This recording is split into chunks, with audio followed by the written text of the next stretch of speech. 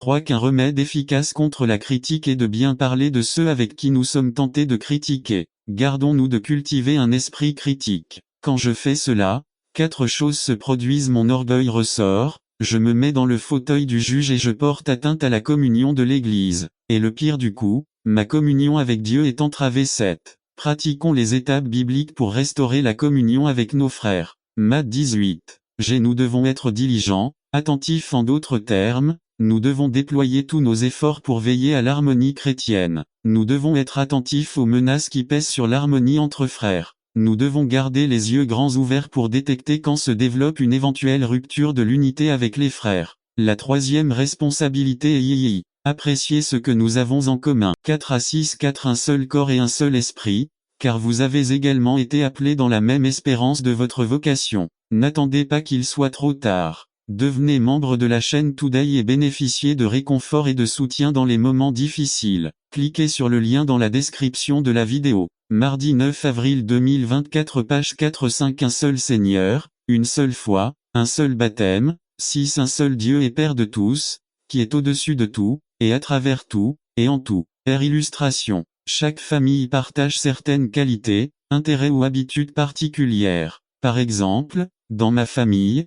nous aimons imiter la façon dont certaines personnes parlent. On s'amuse à commenter des phrases typiques de certaines personnes que l'on connaît. Et lorsque nous sommes ensemble, c'est ce que nous finissons involontairement par faire. Cela nous fait profiter de nos moments ensemble. De même, dans le corps du Christ, en affirmant tout ce que nous avons en commun, nous réaffirmons que nous sommes une seule chose, que nous sommes une communauté. Il est bien vrai que nous sommes différents, nous avons des caractéristiques physiques, sociales, intellectuelles différentes, etc.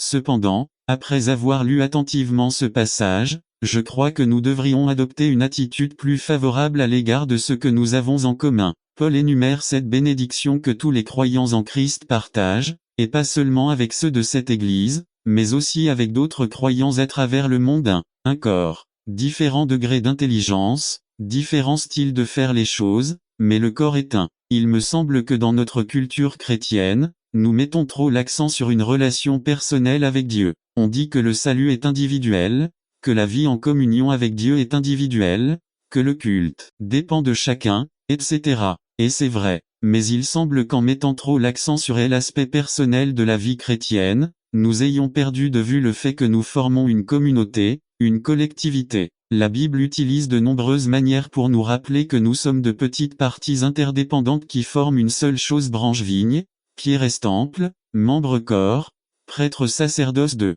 un seul esprit, qui vit en chaque croyant individuellement. Un corps 6-19 Votre corps est le temple de l'Esprit, ensemble. Un corps 3-16 Ne savez-vous pas que vous êtes le temple de Dieu? C'est le même esprit qui habite en nous, nous guide, nous scelle, nous vivifie, nous sanctifie et nous ressuscite. 3. Un espoir, le deuxième venu dans la gloire du Christ, consommation de toutes choses, gouvernement parfait et éternel du Seigneur. Cette espérance inclut aussi le même destin, devenir comme le Christ. Nous ne mourrons pas tous, mais nous serons tous transformés. Un corps 15h51. Aujourd'hui, il existe différents degrés de maturité dans notre vie chrétienne, mais lorsque le Seigneur viendra, nous aurons tous un caractère semblable à celui du Christ. 4. Un Seigneur. Nous ne devons honneur, gloire, louange et adoration qu'à un seul Seigneur. 5. Une foi. Un corps unique d'enseignement, donné par le Christ et les apôtres. Le salut par la foi seule, par la grâce seule, par Christ seul,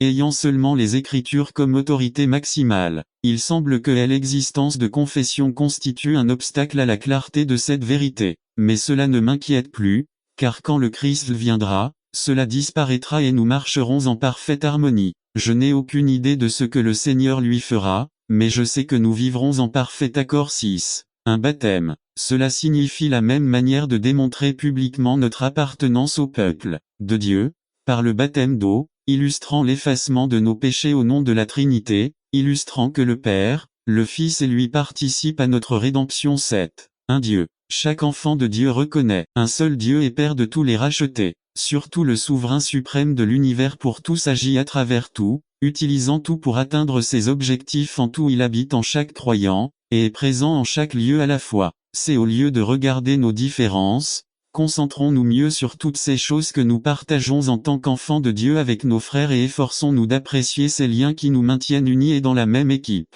N'attendez pas qu'il soit trop tard. Devenez membre de la chaîne Today et bénéficiez de réconfort et de soutien dans les moments difficiles. Cliquez sur le lien dans la description de la vidéo mardi 9 avril 2024 page 5 Conclusion. Nous avons considéré 3 responsabilités que nous devons assumer pour vivre harmonieusement dans notre communauté chrétienne. Souvenons-nous de notre vocation et forçons-nous de maintenir l'unité. Apprécions ce que nous avons en commun. Chacune d'elles nous rappelle notre propre engagement à participer activement à la vie de l'Église. Réfléchissons à ce que Dieu nous a fait être, valorisons ce que nous avons ensemble et agissons fermement dans l'obéissance pour maintenir l'unité par la paix. Tel est le désir de notre Seigneur Jésus Christ. Écoutons ces paroles pendant que nous prions pour les croyants du monde entier avant d'aller à la croix. Jean 17:20 Mais je ne prie pas seulement pour ceux-là, mais aussi pour ceux qui le voudront. Croyez en moi par leurs paroles. 21 Afin qu'ils soient tous un comme toi, Père, tu es en moi et moi en toi, afin qu'eux aussi soient un en nous,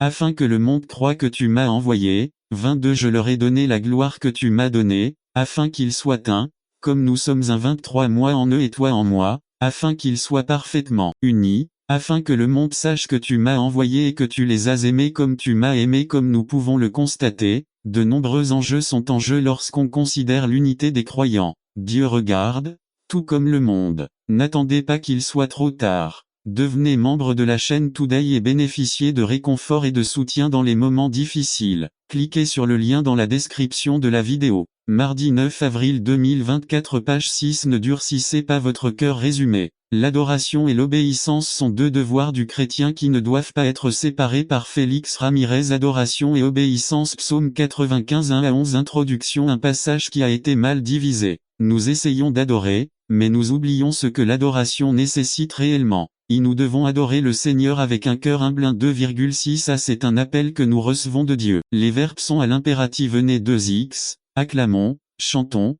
prosternons-nous, etc. Les croyants sont appelés par Dieu à l'adorer. Pourquoi l'adoration de Dieu est-elle un ordre? Parce que notre inclination naturelle est de nier Dieu de quelque manière que ce soit. Si nous étions livrés à nous-mêmes, nous choisirions de faire autre chose. Il est vrai que nous nous préparons à venir l'adorer, mais c'est toujours en réponse à son appel initial que Dieu transforme nos cœurs afin que son adoration devienne de plus en plus volontaire. Rappelons qu'il recherche des adorateurs. Jean 4. B. L'attitude fondamentale du cœur. Les verbes se prosterner et s'agenouiller indiquent une attitude d'humilité de la part de celui qui adore. Ces postures physiques sont très importantes pour comprendre 2 aspects fondamentaux du culte. Premièrement, il rappelle la nature du culte. Il s'agit d'un hommage rendu à une personne plus âgée, à quelqu'un de supérieur. L'adoration est une reconnaissance de la grandeur de quelque chose, ou de quelqu'un dans ce cas. Pour ce faire, le psalmiste qui dans le livre des Hébreux nous dit qu'il est David nous donne quelques informations de base sur la grandeur de Dieu dans le VRSS 3-5. Car Jéhovah est un grand Dieu, le grand roi de tous les dieux. Les profondeurs de la terre sont entre ses mains et les hauteurs des montagnes sont à lui. La mer est aussi à lui, car il l'a créée, et ses mains ont formé la terre ferme. David nous dit en résumé que Dieu mérite d'être adoré car tout ce qui a été créé lui appartient parce qu'il l'a fait. David utilise comme argument la puissance, la majesté d'un Dieu qui a fait les cieux et la terre. Les psaumes regorgent de descriptions du monde créé comme témoignage de la puissance infinie de Dieu et comme raison impérieuse de le reconnaître et de le proclamer. Mais David nous offre davantage de raisons d'adorer Dieu. Dans la réalité virtuelle 6 et 7 nous disent agenouillons-nous devant Jéhovah notre Créateur, parce qu'il est notre Dieu. Nous, le peuple de votre pays, n'attendez pas qu'il soit trop tard. Devenez membre de la chaîne Today et bénéficiez de réconfort et de soutien dans les moments difficiles. Cliquez sur le lien dans la description de la vidéo. Mardi 9 avril 2024 page 1 Prairie, et mouton dans sa main maintenant, l'accent est mis sur notre petitesse évidente. Le culte a pour valeur ajoutée la reconnaissance de qui nous sommes réellement devant le Créateur, des créatures devant le roi, les sujets devant le berger, brebis de sa main. Personne ne contredirait l'évidence qui découle de l'adoration de Dieu, c'est-à-dire la reconnaissance de la grandeur de Dieu. Mais à notre époque où nous avons développé une conception exagérée de qui nous sommes, le culte sert d'antidote à nos illusions de grandeur. En adorant, pour ainsi dire, nous retrouvons notre vraie taille. Deuxièmement, cette posture physique indique également la posture spirituelle du cœur. D'adoration. L'adoration, Ce n'est pas seulement chanter, ce n'est pas seulement exprimer des vérités profondes sur Dieu avec des paroles émotionnelles, mais c'est essentiellement une soumission à sa volonté, c'est un renoncement à nous-mêmes, c'est une acceptation du pouvoir qu'il possède pour gouverner, diriger et même disposer de nos vies. L'adoration a très peu à voir avec les aspects physiques, tels que le ton, le volume, voire la qualité de la voix de l'adorateur. Bien sûr, il faut être prudent, puisqu'il s'adresse au Seigneur. Mais l'accent n'est pas là, car le Seigneur a plusieurs fois déclaré à son peuple, « Ce peuple s'approche de moi de sa bouche et m'honore de ses lèvres, mais son cœur est loin de moi et sa crainte de moi ne l'est pas plus qu'un commandement des hommes qui leur a été enseigné. » Isaïe 29, 13. Les cris, les applaudissements, les instruments, le volume élevé, les mains levées, la beauté des paroles, etc. sont également inutiles, si notre cœur, ce qui est au plus profond de notre être, n'est pas soumis à la volonté de Dieu. Et comme il est facile d'adorer Dieu superficiellement, c'est pour tout cela qu'il est de la plus haute importance que chaque fois que nous nous trouvons dans un moment spécifique de culte, que ce soit en privé ou en congrégation, nous nous concentrions sur ces deux aspects à reconnaître que nous sommes devant quelqu'un infiniment supérieur à nous, cela mérite toute notre attention. Et B. Que nous disons au lauréat qu'il a tous les droits et tous les pouvoirs pour gouverner complètement nos vies. 2. Nous devons adorer le Seigneur avec un cœur obéissant. 8 à 11. Si vous entendez sa voix aujourd'hui, lui n'endurcissez pas votre cœur, comme à Mériba, comme au jour de Massa dans le désert. 9. Là où vos pères m'ont tenté, m'a testé et a vu mes œuvres. 10. Pendant 40 ans, j'ai été mécontent de la nation, et j'ai dit 11 dans ces versets. David rappelle à ses lecteurs un événement bien connu des Israélites, un événement de la plus haute importance. C'est l'occasion qui a marqué le destin de millions de personnes qui ont quitté l'Égypte avec l'espoir d'une terre promise de Dieu. Cet événement est enregistré dans Exode 17. Les Israélites arrivèrent à un endroit initialement appelé Rephidim. Une fois arrivés sur place, ils se sont rendus compte qu'il n'y avait pas d'eau. Cela suscita la colère des Israélites contre Moïse au point qu'ils l'avaient déjà condamné à mort. 4. Pour Moïse, il ne s'agissait pas simplement d'une plainte concernant une erreur de route, mais d'un jugement contre Dieu. Voyez ce que dit le vers 7:7. Et il donna à ce lieu le nom de Massa et Mériba, à cause des querelles des enfants d'Israël, et parce qu'ils tentaient l'Éternel, en disant, « L'Éternel est-il donc parmi nous ou n'est-il pas ?» N'attendez pas qu'il soit trop tard. Devenez membre de la chaîne Today et bénéficiez de réconfort et de soutien dans les moments difficiles. Cliquez sur le lien dans la description de la vidéo. Mardi 9 avril 2024. Page 2. Réponse de Dieu. Il a juré dans sa colère qu'il n'entrerait pas dans son repos, qui représente ici la terre promise. La Bible dit que tous les Israélites qui ont quitté l'Égypte ont erré pendant 40 ans jusqu'à ce qu'ils meurent tous, à l'exception de 2 hommes, Josué et Caleb. Nous parlions de la façon dont l'adoration exige et forme un cœur humble de la part de l'adorateur. Ce cœur humble est une condition essentielle pour obéir à Dieu. C'est là que réside l'importance d'adorer Dieu. Ne dissocions jamais l'adoration de l'obéissance. Notons 3 avertissements sérieux concernant la désobéissance. À la désobéissance est le produit d'un cœur dur. La Bible nous met en garde contre le danger latent de développer un cœur dur et incrédule. Heb 3, 12,13-12. Prenez garde, frères, qu'il n'y ait chez aucun de vous un cœur mauvais et incrédule pour s'éloigner du Dieu vivant. 13. Mais exhortez-vous les uns les autres chaque jour, pendant qu'il est dit, aujourd'hui, afin qu'aucun de vous ne s'endurcisse par la tromperie du péché. Remarquez la raison pour laquelle un cœur finit par devenir dur, insensible. La tromperie du péché. Nous nous trompons en croyant que désobéir une fois ne nous affectera pas tellement. Par conséquent, nous nous trompons en arrêtant de lire la Bible en pensant que ce n'est pas si grave, en arrêtant de confesser quotidiennement nos fautes et nos péchés à Dieu, en arrêtant de nous réunir régulièrement, en ne respectant pas les commandements clairs de la Bible, en cessant de gérer nos finances et nos biens matériels pour honorer Dieu, en cessant de nous soumettre à l'autorité de ceux qui sont au-dessus de nous, etc., etc. Un cœur dur n'est pas le résultat d'un changement radical du jour au lendemain, mais de petites désobéissances, qui se font de plus en plus avec plus de finesse, avec plus de soin. Quelle est la solution de Dieu? Écoutez sa voix, car en l'entendant, nous avons la seule option pour lui obéir. B. La désobéissance est une attaque sérieuse contre Dieu. Regardez la version de Dieu de cet événement. Ils m'ont tenté, ils m'ont mis à l'épreuve, ils m'ont mis à la place des accusés. Pendant 40 ans, j'ai été en colère contre eux. C'était un procès contre Dieu, dans lequel il était coupable de ne pas avoir tenu ses promesses. Ce que ces gens n'ont pas vu, c'est que ceux qui étaient sur le banc des accusés, C'était précisément eux. C'est la désobéissance révèle un cœur rebelle, c'est un peuple dont le cœur est errant et qui n'a pas connu mes voies. Paul le dit ainsi dans Romains 3, 11 à 12 11 Il n'y a personne qui comprenne, il n'y a personne qui cherche Dieu 12 Ils se sont tous détournés, ensemble ils sont devenus inutiles il n'y a personne qui fasse le bien. Il n'y en a même pas un Isaïe l'avait dit ainsi 6 Nous nous sommes tous égarés comme des brebis, chacun s'est tourné vers sa propre voie. Nous sommes comme le guide de ma voiture si j'arrête de la tenir, elle vire d'un des deux côtés. Nous sommes n'attendez pas qu'il soit trop tard. Devenez membre de la chaîne aujourd'hui et recevez réconfort et soutien dans les moments difficiles. Le lien de description de la vidéo mardi 9 avril 2024 page 3 Facilement séduit et attiré par le sort du péché dès la désobéissance attire le jugement de Dieu. Des millions d'Israélites sont morts dans le désert. Ils n'ont pas atteint la terre promise. Ils sont morts sous le jugement d'un Dieu en colère, précisément parce qu'ils n'avaient pas été obéis. L'auteur de la lettre aux Hébreux conclut par ces mots. Hébreux 3, 16-4, 3-16 Qui étaient ceux qui, après avoir entendu, l'irritèrent. Tous ceux qui ont quitté l'Égypte ne sont-ils pas par la main de Moïse 17 Et contre qui fut-il mécontent pendant 40 ans? N'étaient-ce pas ceux qui ont péché, dont les corps sont tombés dans le désert 18 Et à qui a-t-il juré qu'ils n'entreraient pas dans son repos, sauf ceux qui désobéissaient 19 Et nous voyons qu'ils ne pouvaient pas entrer à cause de leur incrédulité. Craignons donc que tant que la promesse d'entrer dans son repos demeure, aucun d'entre vous ne semble ne pas l'avoir atteinte d'eux car la bonne nouvelle a été annoncée à nous comme à eux.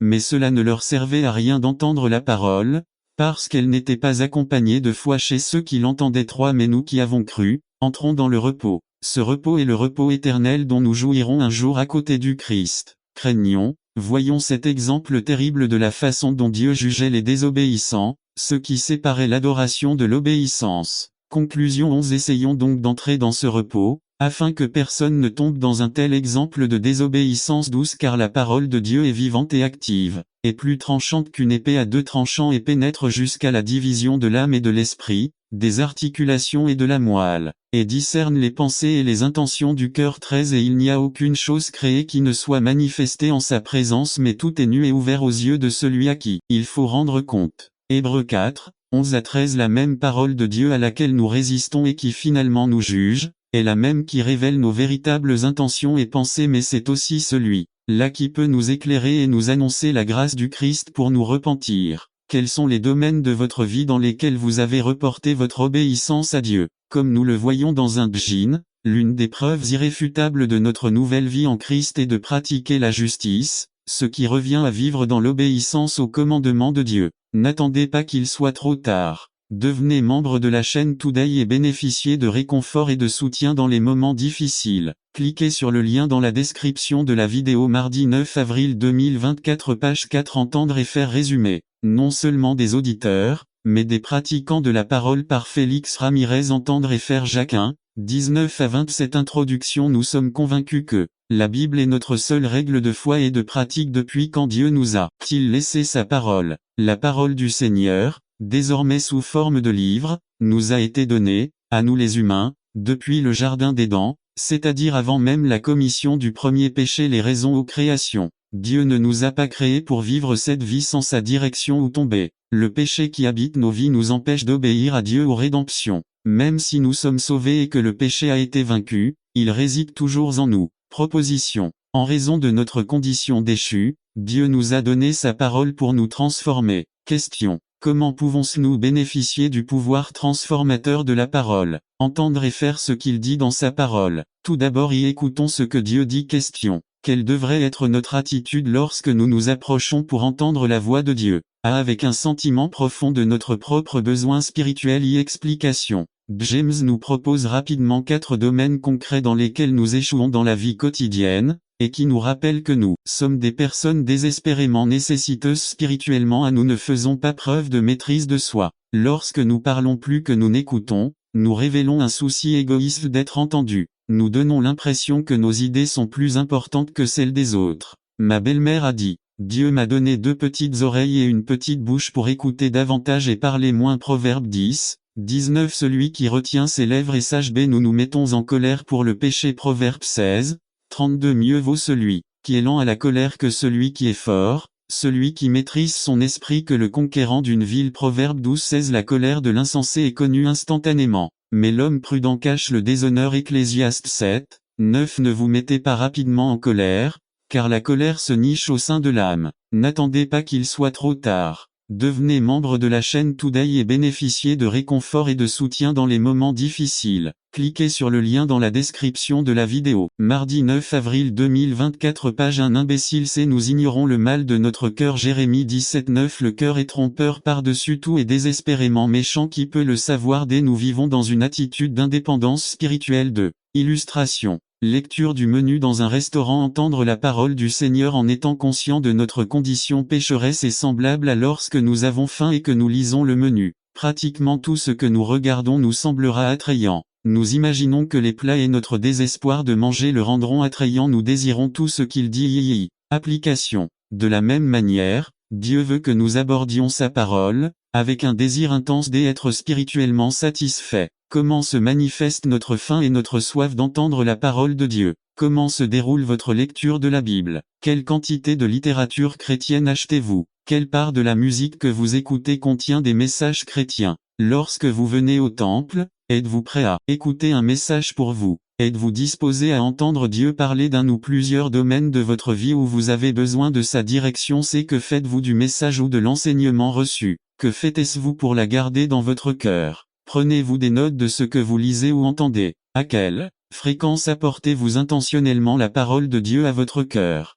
Avec un profond sentiment d'espoir. Explication à le cynisme des gens face à la possibilité d'un changement. Il y a des gens qui font des efforts pour changer leur comportement, mais il semble que tout ce qu'ils ont essayé est inutile et ils ont sombré dans la défaite et, pire encore, dans l'attitude de ne pas pouvoir mener une vie victorieuse. Cependant, le croyant n'a pas à sombrer dans l'océan du désespoir, car l'évangile est la réponse de Dieu à notre condition déchue. L'espoir se trouve dans l'évangile, le pouvoir de transformer des vies. L'évangile n'est pas seulement une nouvelle façon de comprendre la Bible, une autre façon d'aller au paradis, mais c'est la puissance de Dieu. Romains 16. L'évangile est la puissance de Dieu pour le salut, pour sauver les pécheurs de la damnation éternelle, sanctifier et produire le caractère du Christ dans nos vies. Illustration. Allez voir le médecin dans l'espoir d'entendre parler de l'amélioration de votre maladie. C'est comme si on effectuait une analyse après une période de traitement. Allons voir le médecin avec le n'attendez pas qu'il soit trop tard. Devenez membre de la chaîne Today et bénéficiez de réconfort et de soutien dans les moments difficiles. Cliquez sur le lien dans la description de la vidéo. Mardi 9 avril 2024. Page 2. J'espère que nous avons guéri. Je travaille à perdre des kilos, et demain je vais me peser pour voir mes progrès sur le régime. Cela m'encourage à aller voir les kilos que j'ai perdus. Je vais lire l'échelle dans l'espoir de savoir jusqu'où j'ai progressé. Application. De la même manière, Dieu veut que nous nous rapprochions de l'écoute de sa voix avec l'espoir d'être transformés par elle. Dans le livre d'Isaïe, le Seigneur lui-même nous rappelle que sa parole ne lui reviendra pas vide, sans avoir accompli ce qu'il désire et atteint le but pour lequel il l'a envoyé. Ésaïe 55:11b. Alors, comment cela devrait-il affecter votre attitude face au message de Dieu? Lorsque vous ouvrez la Bible ou écoutez un message ou un cours biblique, êtes-vous prêt à être transformé ou simplement à être informé? Votre question est, que dois-je changer? Ou simplement quelle nouvelle chose vais-je savoir? C'est penser aux années ou aux mois qui se sont écoulés depuis que vous avez commencé à entendre l'évangile. Êtes-vous plus sain ou plus intelligent? Avez-vous développé une haine accrue envers le péché dans votre propre vie ou avez-vous simplement augmenté votre connaissance de la Bible? Obéissons à ce que Dieu dit, c'est simple. Peu de choses sont aussi claires à comprendre dans la Bible que ce commandement. Faites ce que dit le Seigneur. C'est vrai qu'il y a des enseignements difficiles à comprendre, mais dans les choses fondamentales et essentielles, il ne s'agit pas de manque de compréhension, mais d'obéissance. Il est sage. Jésus a dit que quiconque entend mais n'obéit pas à sa parole est comme un homme insensé qui construit une maison mais